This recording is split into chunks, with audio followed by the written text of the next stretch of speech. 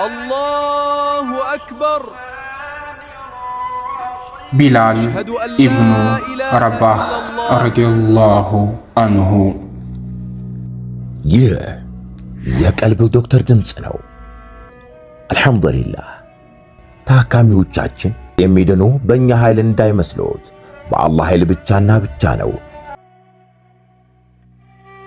ከቀልብ ዶክተር ዓላማ ውስጥ የአላህን ተአምር ማንገስ ዋነኛው ነው። በየጊዜው በቀልብ ዶክተር ታክመው መዳናቸውን ማመን እስከሚያቀታቸው ሲቃይ የተናነቃቸው ሲገልጹ የአላህ ተአምር ምን ያህል የገዘፈና ግልጽ እንደሆነ ያሳየናል። ከህመም ወደ ጤነኝነት፣ ከጭንቀት ወደ ደስታ፣ ከጨለማ ወደ ብርሃን፣ ካላሰቡበት ወደ ስኬት የደረሱት በአላህ ተአምር ቢሆን እንጂ።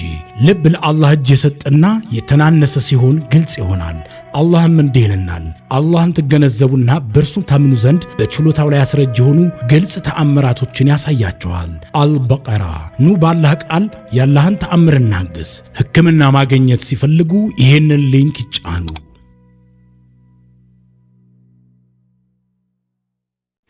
አሰላሙ አለይኩም ወራህመቱላሂ ተዓላ ወበረካቱ። ውድና የተከበራችሁ የቀልብ ዶክተር ዩቲዩብ ቻናል ቤተሰቦቻችን እንደምን አላችሁ? እንደምን ከረማችሁ? የአላህ ሰላም እዝነት ረህመቱና ጥበቃው አይለያችሁ።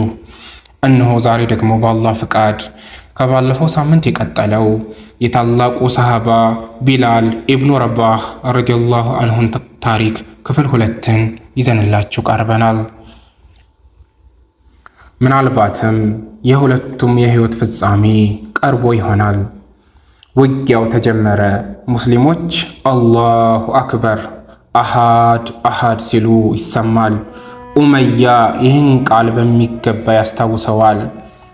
ትናንት የቢላል የጣር ድምፅ ነበር፣ አሁን ደግሞ የአዲሱን ትውልድ መፈከር ሆኗል። ልቡ ተሸበረ፣ ሰይፍ ለሰይፍ ተፋተገ፣ አንገት ተቀላ። ከዚያም የጣር ድምፅ ተሰማ። ጦርነቱ ሊገባደድ ነው። የሙስሊሞች የኃይል ሚዛን ደፍቷል። ቁጥራቸው አነስተኛ ቢሆንም በአላህ እርዳታ ግዙፉን የቁረይሽ ጦር ድል በመንሳት ላይ ናቸው። ብልጣ ብልጡ ኡመያ ኢብኑ ሐለፍ ነፍሱን ለማትረፍ በመፈለጉ በአብዱራህማን ኢብን አውፍ በመባል ከሚታወቀው ዕውቅ ሰሃባ ዘንድ በመጠጋት እጁን ለመስጠትና ምርኮኛ ለመሆን እንደሚፈልግ ገለጸለት።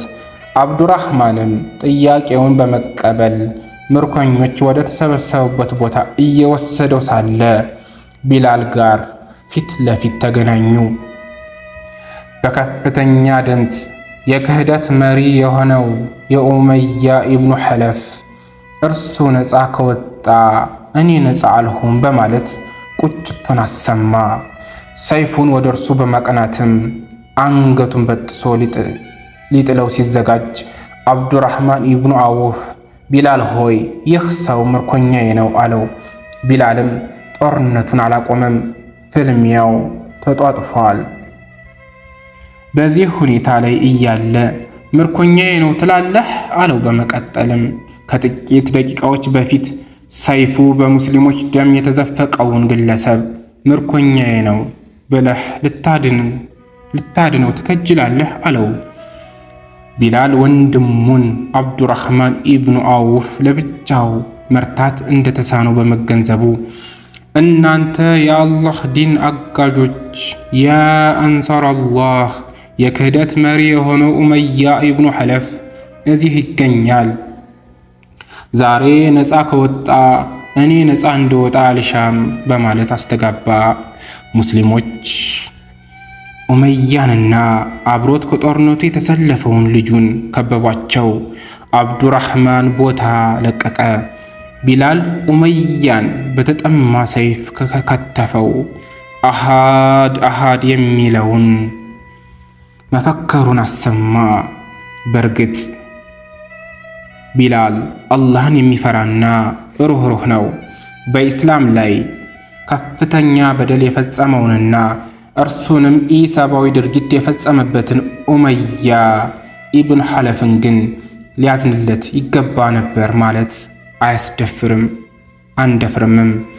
ወቅቱ በኢስላምና በኩፍር ክህደት መካከል ወሳኝ ግብግብ የተፈጠረበት በመሆኑ በክህደት አራማጆች ላይ አይቀጡ ቅጣት ማድረስ አስፈላጊ ነበር።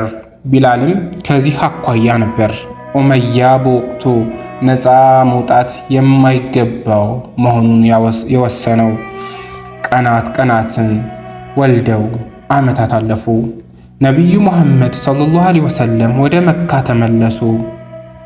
አላሁ አክበር በማለት ድምፃቸውን እያሰሙ 10,000 ሙስሊሞች መካን አጥለቀለቋት። ወደ ካዕባም አመሩ። ይህ ቦታ ሙሽሪኮች አጋሪዎች ለዓመታት የጣዖትን እምነት ሲያንጸባርቁበት ነበር። የጣዖታት ምስልና መናኸሪያ አድርገውት ቆይተዋል። እውነት ፈካ፣ ሐሰት ተነነ። በዚያች ዕለት ላት፣ ኡዛ፣ ሁበል የተባሉ ጣዖታት ቦታ አጡ። ሰዎች ለድንጋይና ለታቦት መገዛታቸው አከተመ። ሰዎች ከእንግዲህ አንድና ሸሪክ የሌለውን አላህን ብቻ እንጂ ሌላ ኃይል እንደማይገዙ እውን ሆነ።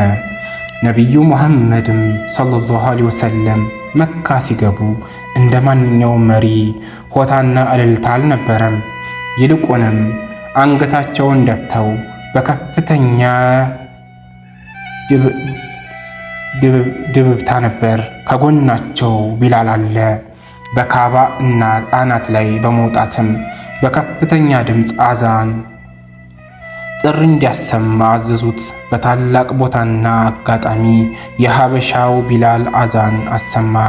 በሺህ የሚቆጠሩ ሙስሊሞችም እርሱን በመከተል የአላህን መልእክተኛ ደጋግመው አሰሙ። በከፍተኛ የአላህ ፍርሃትና ድባብ አጋሪዎች ሙሽሪኮች የሚሰሙትንና የሚያዩትን ማመን አልቻሉም። እውን ሙሐመድና ድሃ ተከታዮቹ ትናንት ከሀገር እንዳልተባረሩ ዛሬ ሀገሪቱን ተቆጣጠሩ? ሙሐመድ 10,000 አማንያንን አሰልፎ መምጣቱ እውን ነውን? ከሀገር ያባረር ነው የተጋደል ነው ተወዳጅ ቤተሰቦቹን ወገኖቹንን የገደልንበት ሙሐመድ እውን በድል መጣ? የፈጸምነውን ግፍ ሁሉ በመርሳት ሙሐመድ ሂዱ ነፃ ናችሁ በማለት ማሰናበቱ እውን ነውን? 3 ሰዎች ግን በካዕባ አካባቢ ተቀምጠዋል። የቁረይሽ መኳንንት ናቸው። ቢላል ጣዖታቸውን በእግሩ እየሰባበረ አዛን ሲያደርግ ሰምተዋል። አቡ ሱፊያን ኢብኑ ሐርብ፣ አታብ ኢብኑ ኡሰይድ፣ ሐሪስ ኢብኑ ሐሺም። አታብ አይኑን በቢላል ላይ ጣል በማድረግ ኡሰይድን አላህ መልካም ውሎለታል፣ ይህን የሚጠላውን ነገር ሳይሰማ ሞተ። አላህ ሐሪስ ደግሞ በአላህ ስም እምላለሁ ሙሐመድ ለዚህ ደረጃ የተገባ ነው የሚል እምነት ቢኖረኝ ኑሮ እከተለው ነበር ሲል በጥቂቱ ቀድሟቸው ኢስላምን የተቀበለው አቡ ሱፊያን ግን እኔ አንድ ነገር ለመናገርም አልሻም፣ ብናገር እንኳ ይህ ጠጠር ሳይቀር የተናገርኩትን ለሙሐመድ ሰለላሁ ዐለይሂ ወሰለም ያደርሳል በማለት ስጋቱን ገለጠ። ነቢዩ ሰለላሁ ዐለይሂ ወሰለም ወደ ካዕባ በተጠጉበት ወቅት ተመለከቷቸው። በድል ደስታ በተሞሉ አይኖቻቸው ገረፍ ካረጓቸው በኋላ ስትነጋገሩ የነበራችሁትን ነገር አውቄዋለሁ በማለት እያንዳንዳቸው የሰነዘሩትን ትችት አሰሟቸው። ሐሪስና ኡታብ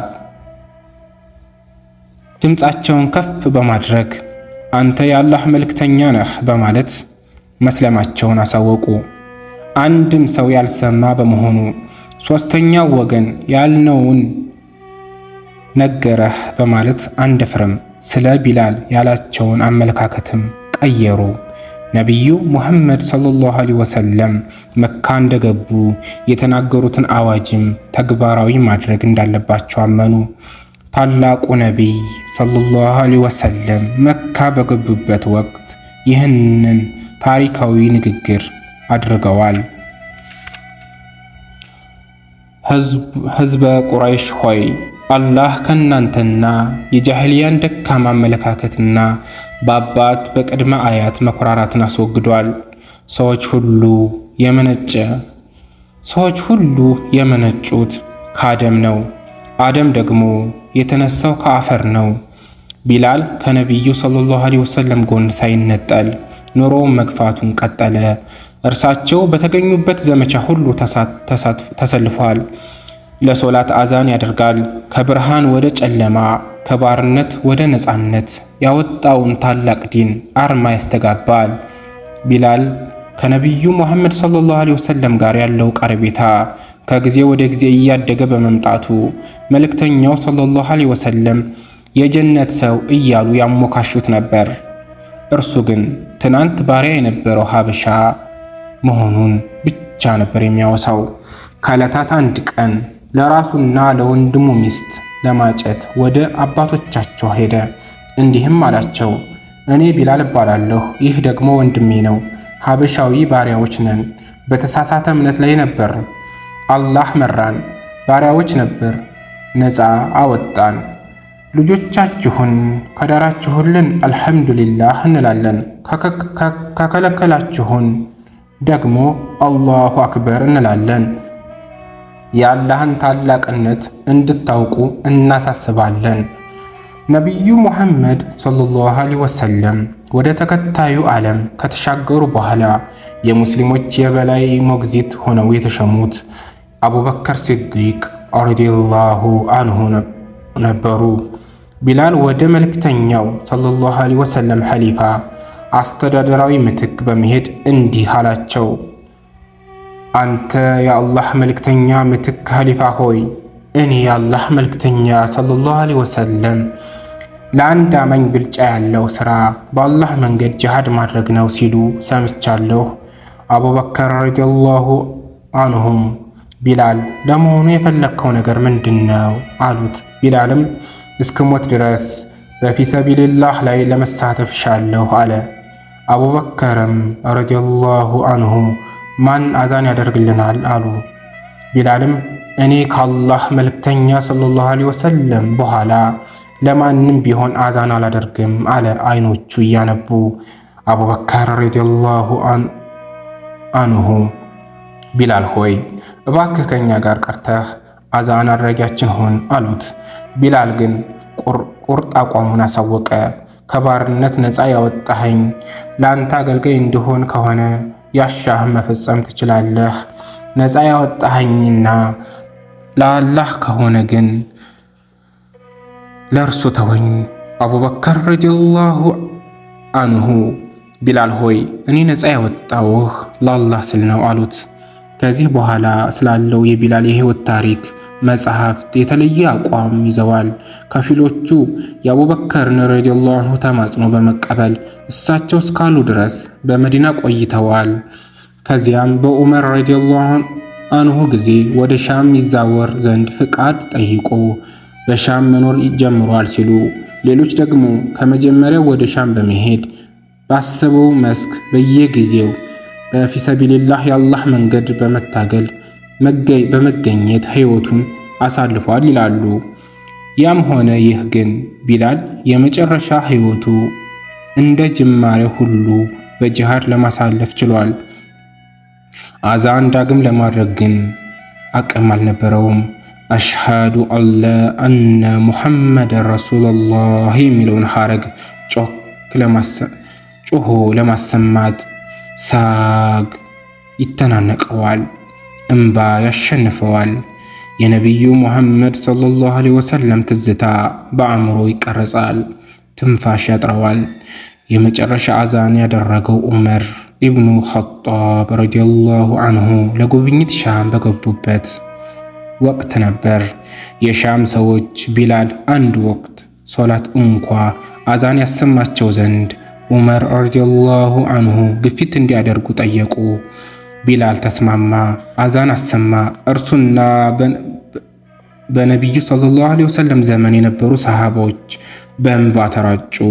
በተለይ ዑመር ረዲየላሁ አንሁ እንባቸው ለረጅም ጊዜ መክታት አልቻሉም። ቢላል በፊሰቢልላህ እያለ ከዚህ ዓለም በሞት ተለየ። በሻም ምድር። ሰላም አለይኩም ወረሕመቱላህ።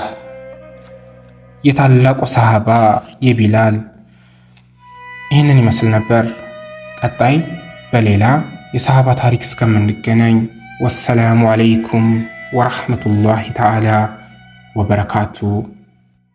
እንኳን ወደ ትክክለኛው የአፍያ መንደር በሰላም መጡ። የቀልብ ዶክተር በሲህር በጅን በአይንናስ እንዲሁም የስነ ልቦና ጫና የደረሰባቸው የሰው ዘር ፍጥረታት በሙሉ ታክመው የሚድኑበት ነው። ሕክምናው በቁርአን፣ ሕክምናው በአስካሮች፣ ሕክምናው በዱዓዎች በሰደቃ የሚካሄድ ሲሆን ነቢያዊ ሱናን በተመረኮዙ እጅግ ጥበብና ዕውቀትን ባካበቱ የሩቃ ዶክተሮች ይታከማሉ። እወቁ፣ ሕክምናው ሸሪዓዊ ብቻ ነው። አያምልጦት፣ እድሉን ይጠቀሙ። ባሉበት ሆነው ራስዎን ያክሙ። ሕክምና ማግኘት ሲፈልጉ ተከታዩን ሊንክ ይጫኑ።